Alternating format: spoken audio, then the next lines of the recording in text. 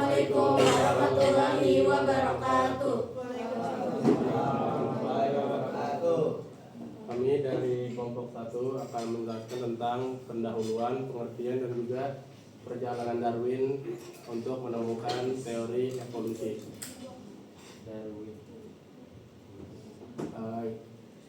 Meet our team, kelompok 1. Nama saya Rasid Ahmad Firdaus. Nama saya Muhammad Zaki Ditama. Saya Zahra Tukita Agusi. Saya Rizky Aulia. Saya Shalom Bisa. Dan ada teman kami Atara Jutia. Tahukah Anda bahwa 98% DNA kita semua itu mirip sama DNA simpanse? Jadi kalian tuh hampir kembar sama simpanse. Nah, kemiripan cirinya itu apa aja? Yang pertama itu struktur dasar otaknya, terus di temporal dan juga frontal sama sistem limbik itu kita cukup mirip. Apalagi di sistem limbik yang berkembang pesat di simpanse. Artinya simpanse ini punya sistem emosional yang cukup kompleks, hampir mirip dengan manusia. Lalu yang kedua itu memiliki urutan protein penyusun DNA yang hampir serupa. Yang ketiga, kemampuan untuk berdiri tegak atau bipedal. Ini kayak kita berdiri. Terus yang keempat, sama-sama memiliki ibu jari yang dapat berhadapan. Nah, ini kan DNA kita 90% sama. Yang membedain kita sama simpanse itu apa? Yang pertama, simpanse memiliki 24 pasang kromosom, sementara manusia itu cuma punya 23 kromosom. Manusia itu fusion di kromosom kedua, itu hasil gabungan 2 kromosom jadi 1, sehingga kita punya 23 pasang, sementara simpanse punya 24. Yang kedua, manusia bipedal obligat, artinya kita itu dapat berdiri permanen, sementara kalau simpanse itu dibantu sama knuckle, sama ini. Terus apa itu? Fish sama ninju. Apa tuh? Yang ketiga, manusia memiliki taring yang terletak lebih rendah, sama kontrol sarafnya presisi. Jadi kita memungkinkan untuk komunikasi mengenai bahasa lisan yang kompleks. Sementara kalau simpanse itu cuman bisa pakai dengusan aja. Lalu yang keempat, otak manusia itu lebih besar 3 kali lipat dibanding sama otak simpanse. Kenapa sih bisa terjadi perbedaan ciri ini? Jawaban itu adalah di evolusi. Nah, evolusi itu adalah perubahan struktur manusia, tubuh makhluk hidup yang terjadi secara perlahan dalam waktu yang sangat lama.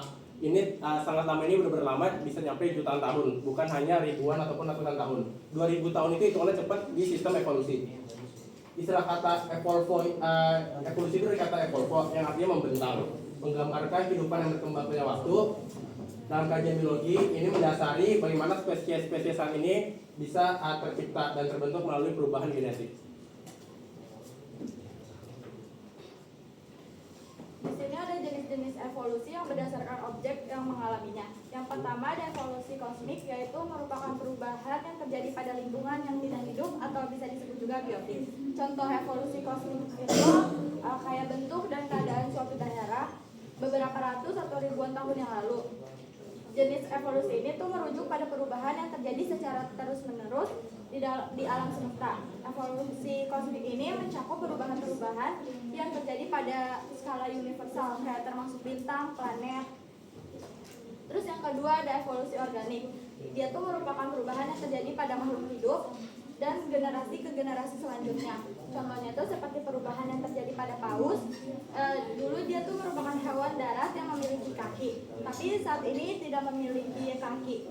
Jenis ini tuh mencakup perubahan yang terjadi pada makhluk hidup dari generasi ke generasi, baik secara morfologis atau bentuknya itu maupun fisiologis atau fungsinya. Evolusi organik juga merupakan fokus utama dalam studi biologi evolusioner.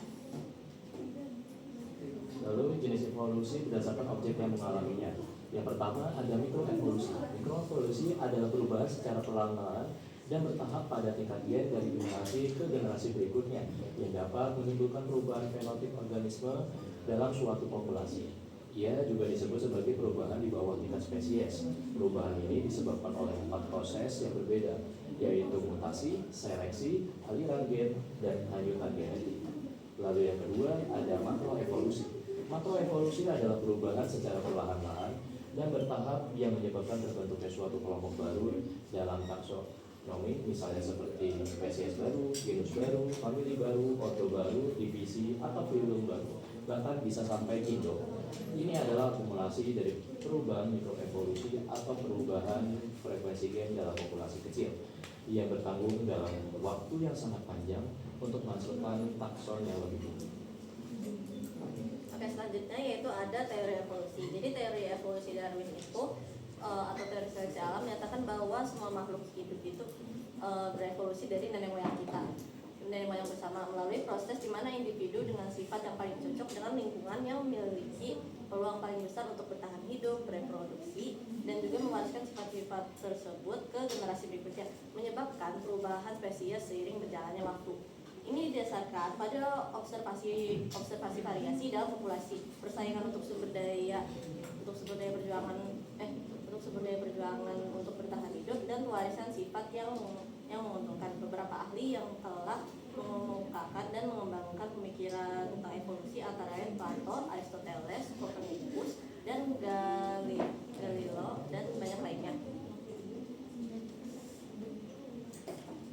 Yang pertama itu ada Plato. Dia tuh ada di dua dunia.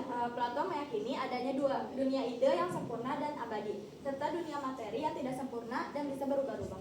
Terus yang kedua itu ada evolusi menuju ideal. Evolusi bagi Plato itu adalah pergerakan organisme menuju bentuk ideal yang sempurna dalam dunia ide, bukan perubahan spesies seperti yang dipahami sama Darwin. Selanjutnya ada Aristoteles. Sebenarnya dia itu percaya bahwa setiap makhluk hidup itu ada tingkatannya, mulai dari yang rendah sampai yang tinggi, mulai dari benda mati, tumbuhan, hewan sampai manusia, dan tingkatan itu nggak bisa berpindah, jadi tetap. Selanjutnya ada Copernicus. Copernicus dan Galileo. Jadi sebenarnya mereka berdua ini itu astronom, bukan biolog, tapi kontribusi mereka ini sangat krusial bagi teori evolusi. Jadi sebelum mereka, orang percaya pada teori bumi adalah pusat semesta. Lalu Copernicus itu mengusulkan matahari sebagai pusat tata surya, dan Galileo membuktikannya dengan teleskop. Awalnya mereka mengajarkan bahwa alam semesta itu bekerja berdasarkan hukum fisika yang dapat diamati dan diukur. Selanjutnya ada Erasmus Darwin. Jadi Erasmus Darwin itu berpendapat kalau semua makhluk hidup itu berasal dari nenek moyang yang sama. Lalu perubahan terjadi secara bertahap, dan sifat yang didapat pada makhluk hidup itu bisa diwariskan ke keturunannya. Lalu ada Baron George Cuvier. Menurut Baron George Cuvier, perubahan kehidupan di bumi itu terjadi karena bencana alam besar. Bencana itu bisa menyebabkan kepunahan masal makhluk hidup. Setelah bencana, muncul makhluk hidup baru yang berbeda. Lalu setiap spesies itu bersifat tetap dan tidak berevolusi. Dan terakhir, teori ini didukung oleh penemuan fosil pada lapisan tanah yang berbeda.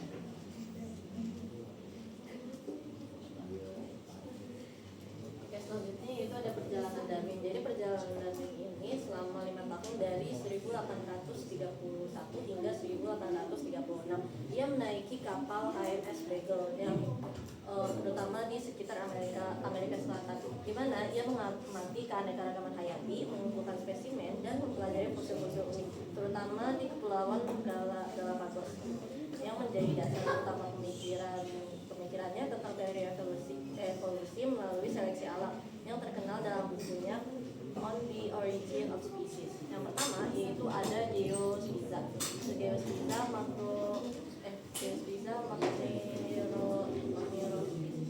adalah spesies finch burung pipit yang hidup di tanah besar, yang mempunyai paru yang besar dan kuat, berfungsi sebagai alat yang efisien untuk memecahkan biji yang besar dan keras. Burung ini kalau jantan itu hitam dan kalau betina itu coklat bergaris.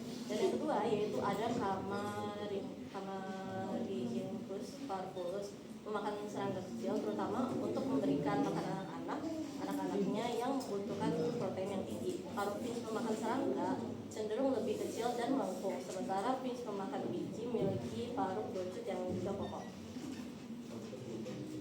Baik, yang terakhir adalah hasil perjalanan Darwin.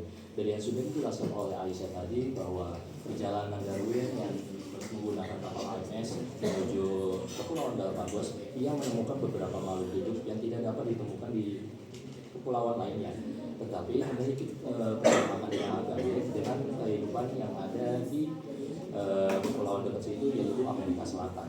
Dan dari hasil perjalanan ini kami membagi menjadi dua. Yang pertama adalah dugaan-dugaan Darwin terkait fenomena yang terjadi pada Pulau Galapagos, dan yang kedua adalah proses evolusi yang mungkin terjadi pada kepulauan tersebut. Kita mulai dari dugaan Darwin pertama, yaitu burung-burung finch berasal dari Amerika Selatan, tetapi ia melakukan perpindahan ke Kepulauan Galapagos karena suatu hal. Lalu yang kedua adalah burung finch tersebar ke berbagai daerah dan terjadi isolasi geografis. Apa itu isolasi geografis? Isolasi geografis adalah pemisahan atau pembatasan suatu wilayah ke wilayah lainnya karena adanya perbedaan seperti fisik geografis. Hal inilah yang kemungkinan membuat suatu hewan menjadi beradaptasi, layaknya burung finch yang sudah dijelaskan Aisyah tadi, yang memiliki dua spesies yang memiliki paruh yang berbeda, yang mungkin akan berubah karena memiliki dalam satu wilayah memiliki komoditas pangan yang berbeda dari satu wilayah ke wilayah lain. Lalu yang ketiga adalah alam akan mengandalkan seleksi sehingga hanya yang beradaptasi yang dapat hidup dan berkembang biak. Lalu yang keempat, persebaran biologis dari Amerika Selatan adalah contoh peristiwa radiasi adaptif. Apa itu radiasi adaptif? Radiasi adaptif adalah peristiwa yang menyebabkan organisme dari daerah ke daerah lainnya sehingga mampu beradaptasi dengan lingkungan yang baru. Lalu kita selanjutnya adalah proses evolusi berdasarkan perjalanannya. Yang pertama, tahap pertama dalam evolusinya adalah hewan yang sudah datang ke Galapagos, dia akan beradaptasi, menyesuaikan sesuai dengan lingkungannya, baik itu makanannya, suhu lingkungan, kelembapan, iklim, tanah, dan air. Lalu yang tahap kedua, spesies yang sudah adaptif dan berubah sehingga mereka bisa hidup di Galapagos, dia akan melakukan interhibridasi, yaitu saling kawin dengan sesamanya, sehingga akhirnya terbentuklah spesies baru yang jauh berbeda dengan nenek moyang. Sekian, terima kasih. Ada yang ingin bertanya?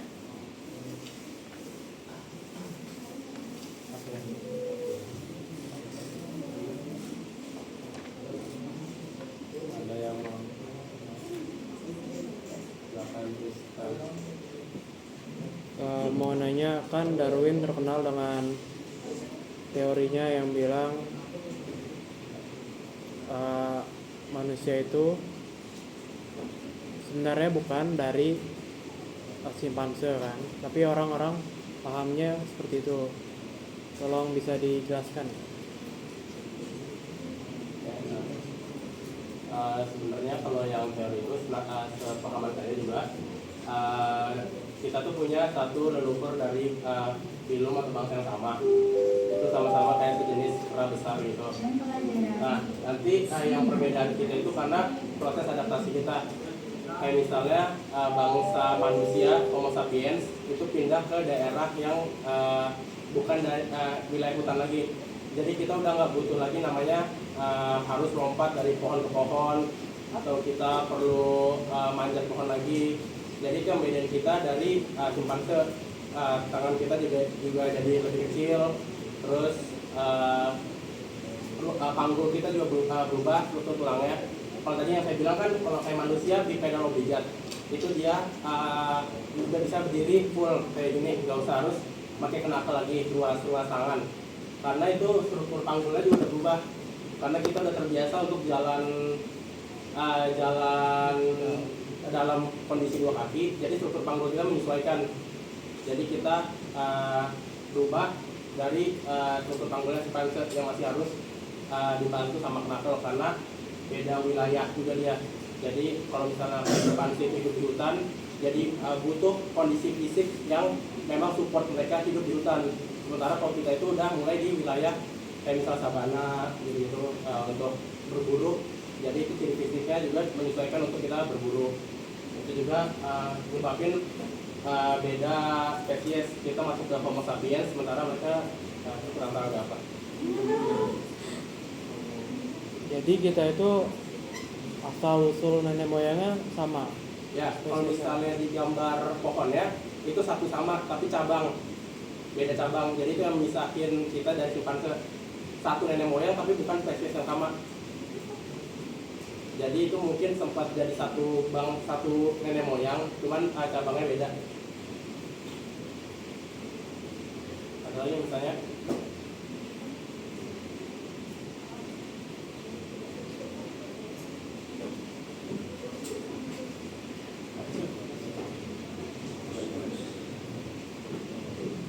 Kita manusia apakah masih bisa berevolusi lagi atau kita juga bisa kayak gini aja?